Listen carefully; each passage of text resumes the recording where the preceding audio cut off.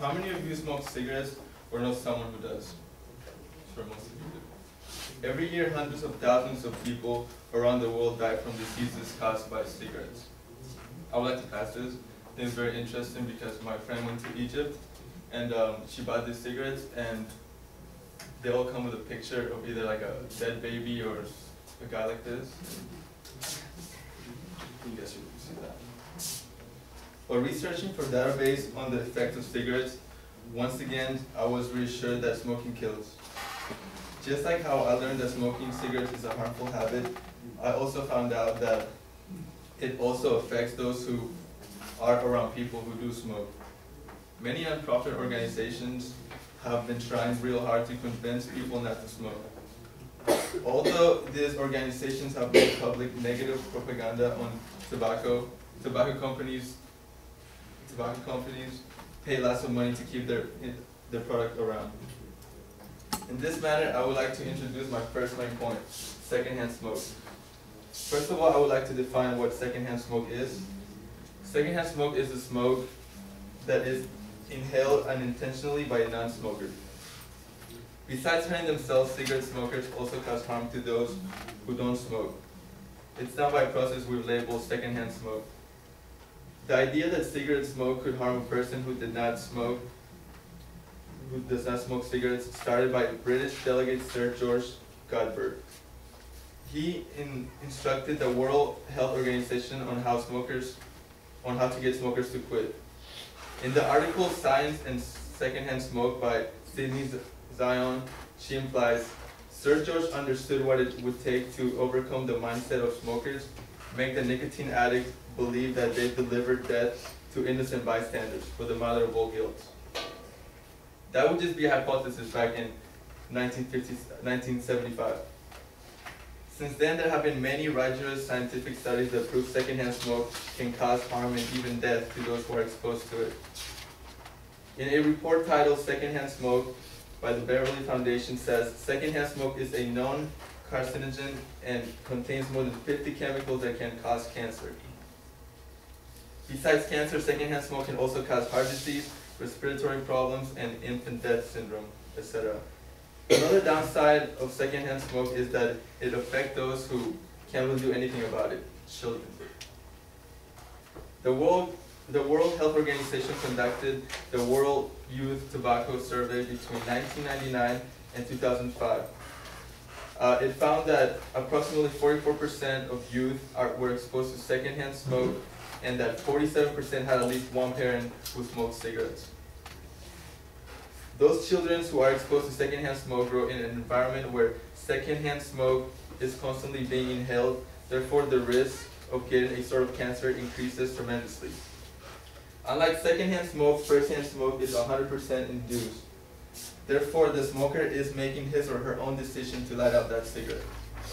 By doing so, nicotine is absorbed by the lungs and quickly moved into the bloodstream, where it circulates by the brain.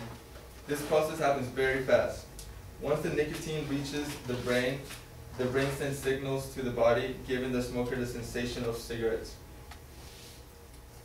Now that we know nicotine is one of the main ingredients in cigarettes, as I was looking for database, I found a website article titled "The Brain Responds to Nicotine" by Sarah Bellamy, where she states, in high concentrations, nicotine is deadly. In fact, one single drop of purified nicotine on the tongue can kill a person. It's so lethal that it has been used as a pesticide for centuries. Every cigarette contains nicotine. The average amount of cigarettes smoked by someone who's addicted is between 10 and 15 cigarettes a day. By doing simple math, it's about 4,320 cigarettes a year. That, my friends, is a lot of cigarettes, and it just doesn't get any better because it just keeps adding year after year. Besides being extremely toxic, nicotine is also very addicting. In the same article, The Brain Responds to Nicotine, it also states, if someone uses nicotine again and again, such as by smoking cigarettes or chewing tobacco, his or her body develops a tolerance for it. Once a person becomes addicted, it is very difficult to quit. Knowing that nicotine is a very addictive ingredient, for tobacco companies, nicotine is their golden ticket. All they have to do is to make sure cigarettes are available, wait for someone to decide that smoking might be a good idea, and wait for the nicotine to take effect. Most of the time, those people that decide to smoke are teenagers within the age of 15 and 20. That is exactly what tobacco companies want, because they will most likely be lifetime users. Tobacco companies are always looking for ways to attract the next generation to try their product. They spend millions of dollars in publicity to make their cigarettes more available. Although cigarettes are still available, many people have realized that the harm effect of cigarettes is real and have decided to quit or never to start. In the US and other developed countries, tobacco is on the run, chased to the curb by the consistent campaigns and other types of negative publicity by groups such as Truth, American Cancer Society, etc. But to their disappointment, the West is not the whole world. There is a lot of other countries where the use of tobacco is increasing rapidly. Countries such as China, Russia, the UK, Turkey, and more. In the article, Big Tobacco's New Target, Jeffrey Kluger states, this year tobacco companies will produce more than 5 trillion cigarettes, or about 830 for every person in the planet. In China, 350 million people are currently hooked on tobacco, which means the country has more smokers than the US has people. Tobacco companies will make sure that their product will remain around. For tobacco companies, it's not about the harm secondhand smoking causes, nor the health problems smokers have to deal with after many years of use. It's about the money and making sure the product remains around. Before I finish, I would like to point out some of the chemicals used to make cigarettes.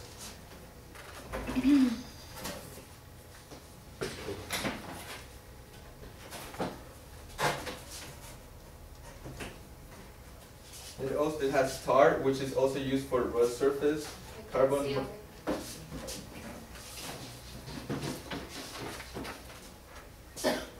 monoxide, which is gas from car exhaust. It has nicotine, pesticides, acetone, nail varnish remover, arsenic, rat poison, hydrogen cyanide, poison used on death row, radon, radioactive gas,